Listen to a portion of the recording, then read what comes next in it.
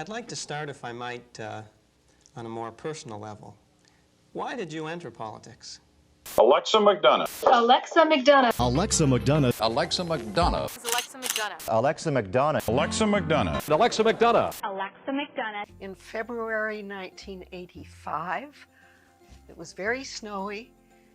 My husband was away, and I saw a notice on the co-op wall saying this Alexa McDonough person was going to be speaking in Southampton.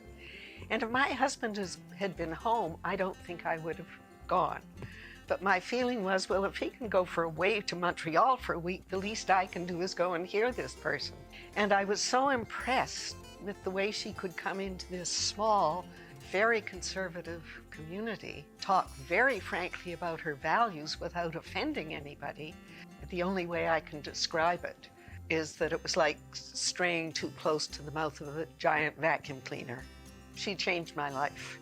My wife Paula rented an apartment from Alexa and Peter in their house on Conrose. This is back in the late 70s. Alexa had a party, a welcoming party, convened everybody in the house together to make them feel welcome, to make them feel warm, and she was so animated.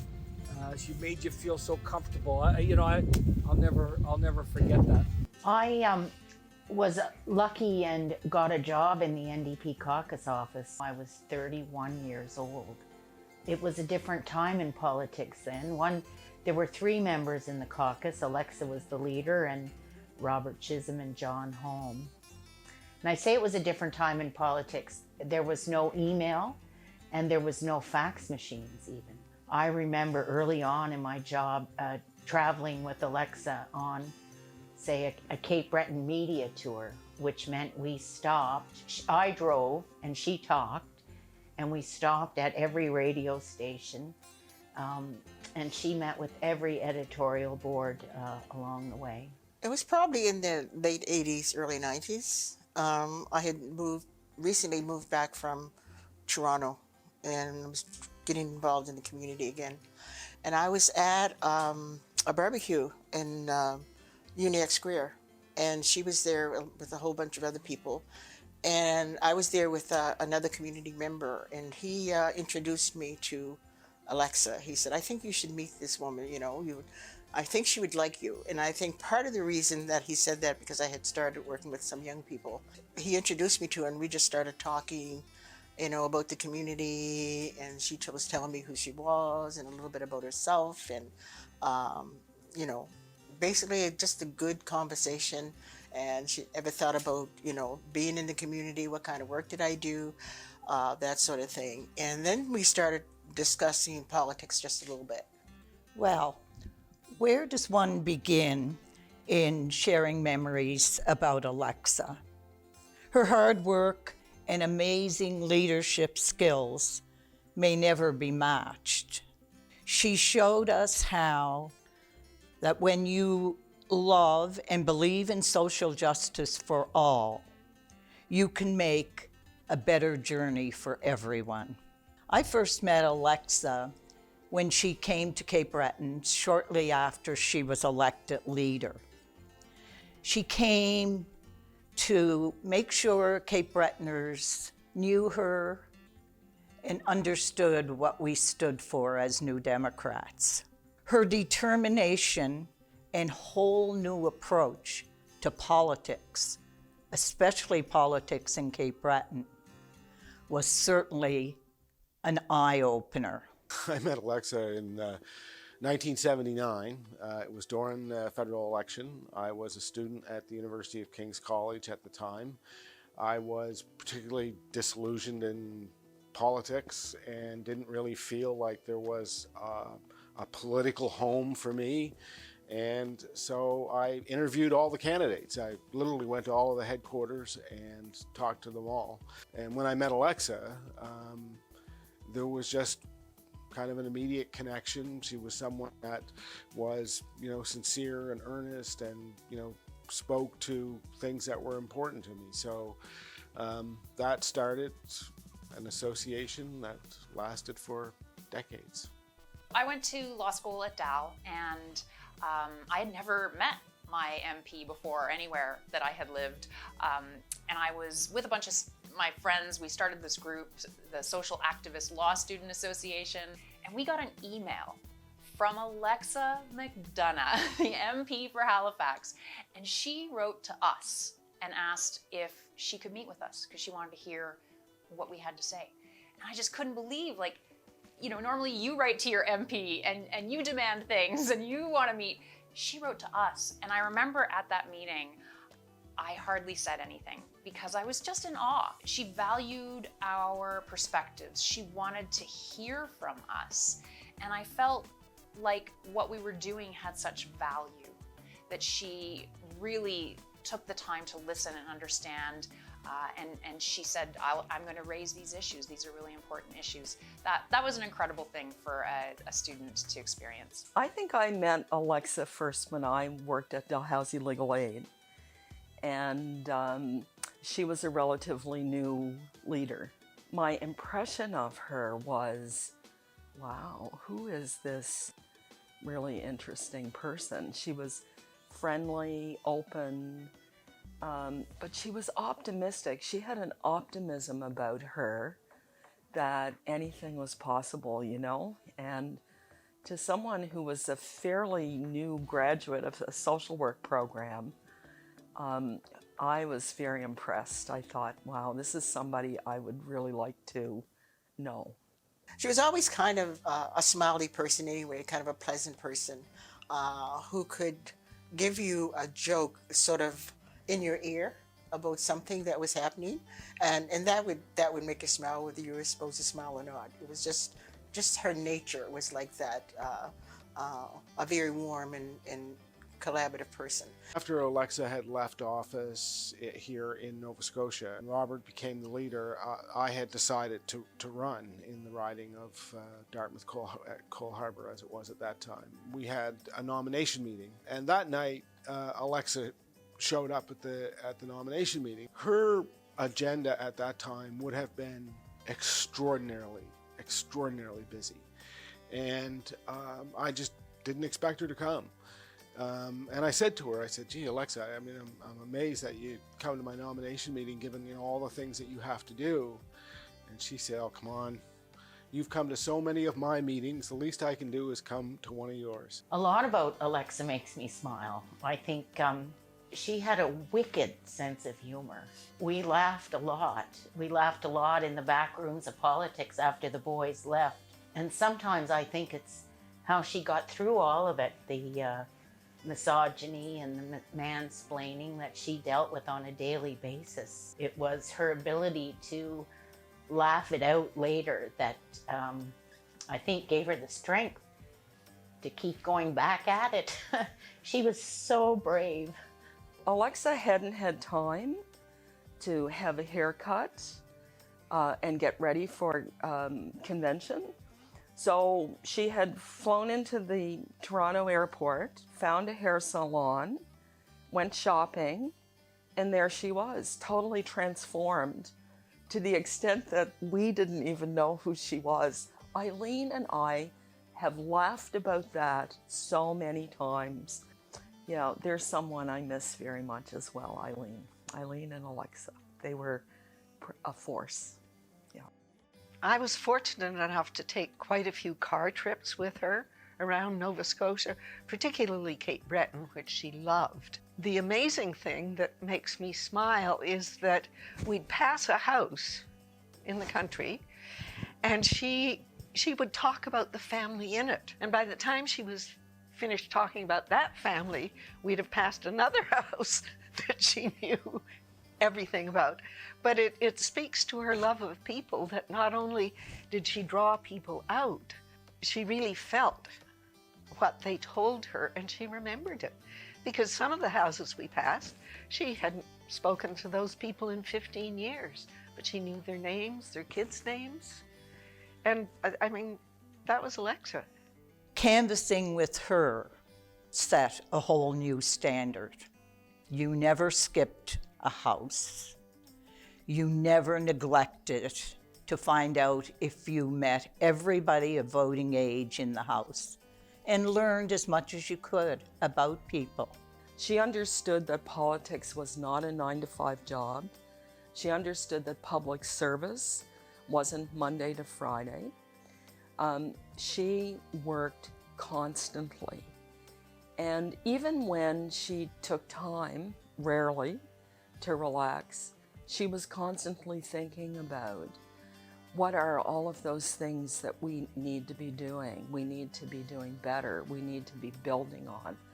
So her work ethic was extraordinary. I was doing the book about Alexa. I interviewed Jane Wright, and Jane Wright told me this story that when she and Alexa were traveling to Cape Breton one day for an event, they stopped at a Tim Hortons for coffee, and after the coffee was over and they were already almost late for the event, which was pretty normal, Alexa said, I have to go to the washroom. So she went to the washroom, and Jane is waiting there 10 minutes, 20 minutes, and finally she has to go in and figure out what's going on. And it turns out that Alexa had been there all along, talking to the woman who was cleaning the toilets because she wanted to know more about her life, and she had just forgotten about everything else. So that was another Alexa.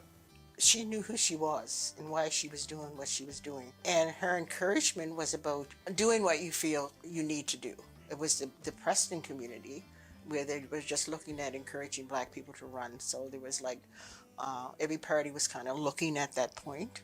But the NDP philosophy really stuck with me because it was about, that social commitment to justice within your community. We as social workers see. If I needed anything, I could always call and ask a question, or sometimes we would meet about various things. She had a lot of experience about getting involved in politics and the things that you can stay away from, as opposed to, certain, I guess, views or ideas that may not work in certain situations.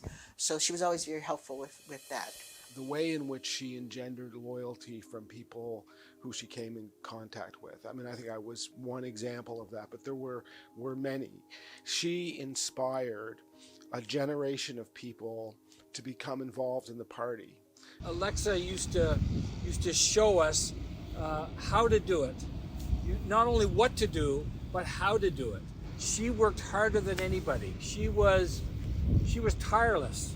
Whether it came to doing research with her staff, or whether it came to speaking in the legislature, Alexa was, one of the first to her feet and one of the last to sit down. We would go door to door, and people would come to the door, and they would say, oh my gosh, it's Alexa McDonough. And you would say, well, no, I'm Maureen McDonald. And they would say, no, I just saw you on the news. And you would say, well, actually, that was Alexa McDonough. And they would say, oh, we just love watching you when you're on the news.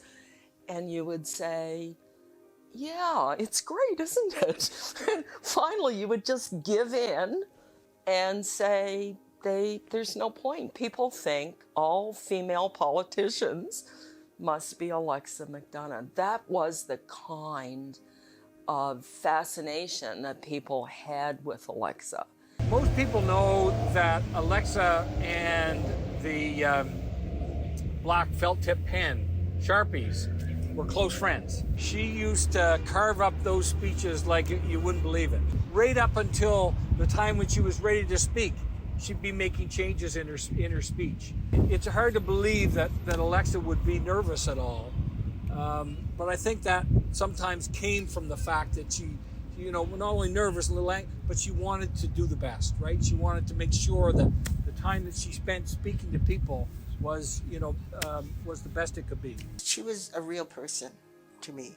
I don't think I would have ever ran for the party if it wasn't for her guidance and her support, and her, way of thinking about how you move this forward in a community. Like if she met you and you had this fire in your belly, or you showed some spark of leadership, she'd be like, hey, I want to talk to you. What are you doing on X? Let's work on Y. Why don't you come to this event? There's a great conference. Have you ever thought of running? Like she saw you, she met you, and she saw what was special about you, and she wanted you to flourish and to really express your true self, and she supported people. She also knew how to be out in front until the moment where she knew it was time to reach back and pull someone up to replace her. And that is an incredible thing about her, and I think that's why people love her so much. The time in 1990 when I was at a meeting of the executive of the Federation of Labor and the executive of the Nova Scotia NDP, there was a vacancy in Halifax Atlantic, and they were talking about who we're going to get to run in that seat for the NDP. And somebody asked me, I still remember Alexa's face from across the table, and kind of this smile creeping up on her face. And I had the feeling that she was kind of looking at me and saying, I think we got a live one. She believed that if something was wrong, you should do everything that you can in your power to address that wrong. You should expend whatever energy you could, regardless of the outcome, to try and right that wrong. And I think that that was kind of what inspired, so many people.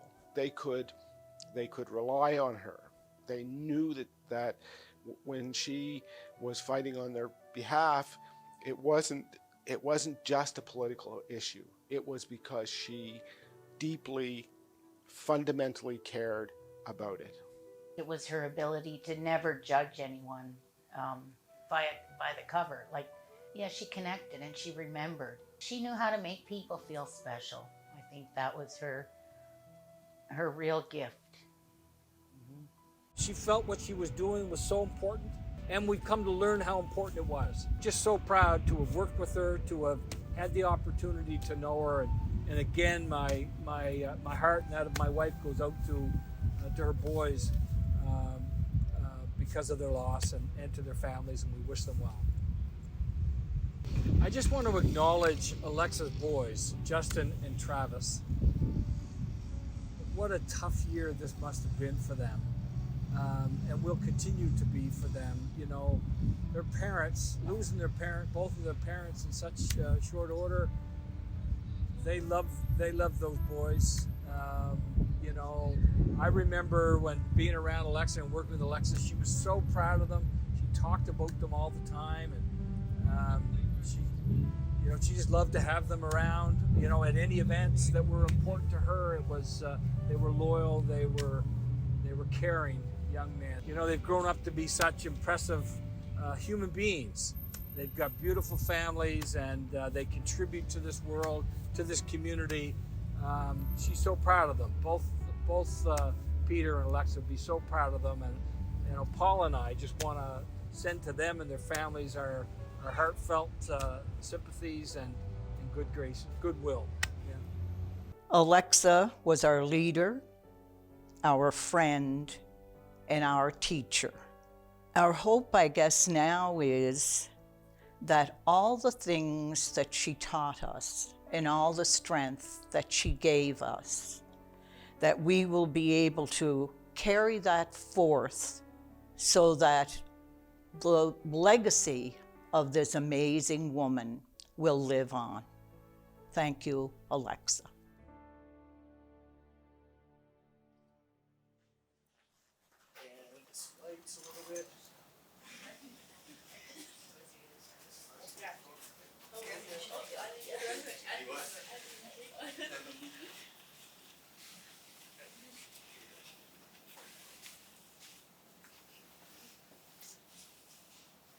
On behalf of our entire family, I want to thank the Nova Scotia NDP, both past and present, for this meaningful tribute in memory of Mom. People always say to us, it must have been hard to lose your mom to politics. In fact, it was quite the opposite. Mom was so fortunate that she found her true calling, and it allowed her to live her life to the fullest. She might have been the one in the public limelight, but she could never have made the impact without the support of so many of you over the years. We can't overstate how grateful she was for the relationships, friendships, and support you gave her over her lifetime. She was never able to properly convey how appreciative she was with the dedication and commitment so many of you made to the party and to the greater good. She would be so thrilled that such a competent, passionate, female leader will be taking over the party to continue the groundwork Mum laid with so many of you over her career. She'd be so proud of Claudia and the hope she offers to a brighter future for all Nova Scotians. People have asked, how can one add to Mum's legacy?